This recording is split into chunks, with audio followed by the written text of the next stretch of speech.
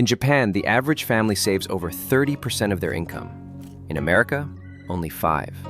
Same paychecks, same prices for food, same global economy. But somehow, Japanese families end up with 6 times more in their savings accounts. There's one rule, passed down through generations, that explains the difference. It's called Kakeibo, and by the end of this video, you'll know how to use it to save thousands a year, without giving up coffee, without cutting fun, without changing jobs. Sounds impossible, right? Stay with me, because once you see how this works, you can't unsee it. Let's get one thing out of the way first. The reason Japanese families save so much more isn't because they earn more. They don't.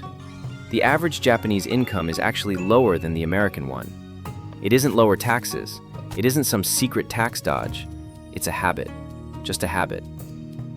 One that an ordinary woman invented in Tokyo over 100 years ago, and that millions of families have used quietly ever since.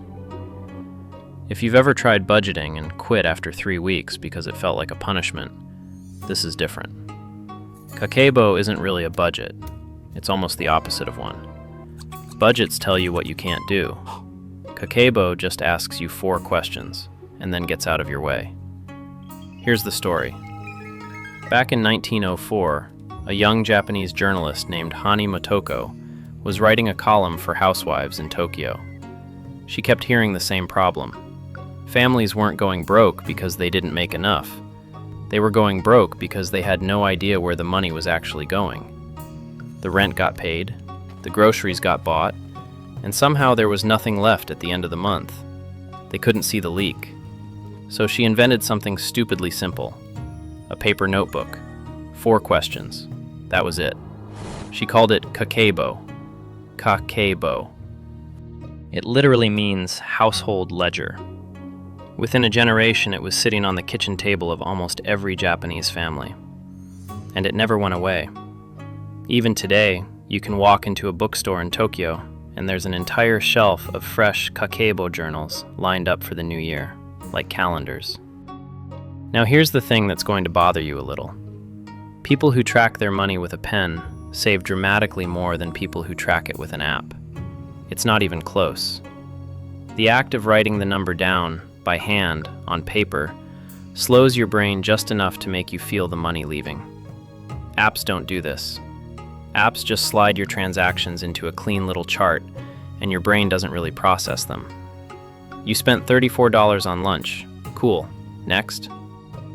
There was a famous experiment a while back. 2 groups bid on the same things. One group paid in cash, the other paid with credit cards. The card group bid up to twice as much for the exact same item.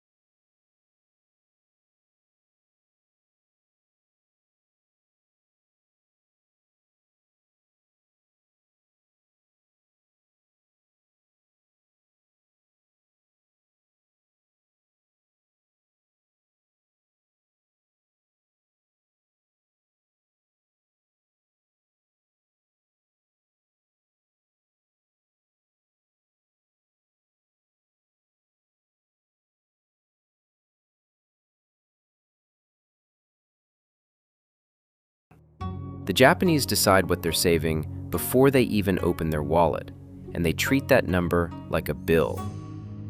Number 4, your goal for the month, a specific one. $200 for the emergency fund, $500 for the vacation, $800 toward a down payment, small, real, hittable.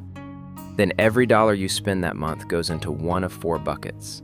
Needs, food, shelter, transport, medicine, the keep you alive stuff. Wants, the fun, dining out, clothes, hobbies, the new game. Culture, this is the bucket Americans don't usually have. Books, museum tickets, music lessons for a kid, a class you wanted to take. The Japanese keep this separate because they don't want to lump spending on your mind in with spending on shoes. Unexpected, the leak, car broke down, wedding gift, copay, the thing that wrecks every American budget. Kakeibo just assumes it's coming and gives it a home. At the end of every week, 10 minutes, you sit down with your notebook and total up what you actually spent in each bucket. Not what you remember, not what the app says, what you wrote down. At the end of the month, 4 more questions. How much did I save? Where did I overspend? What am I cutting next month? How do I do this better? That's the whole system. Sounds dumb, it's not. Here's why it works. 3 things, stacked. First, writing slows you down.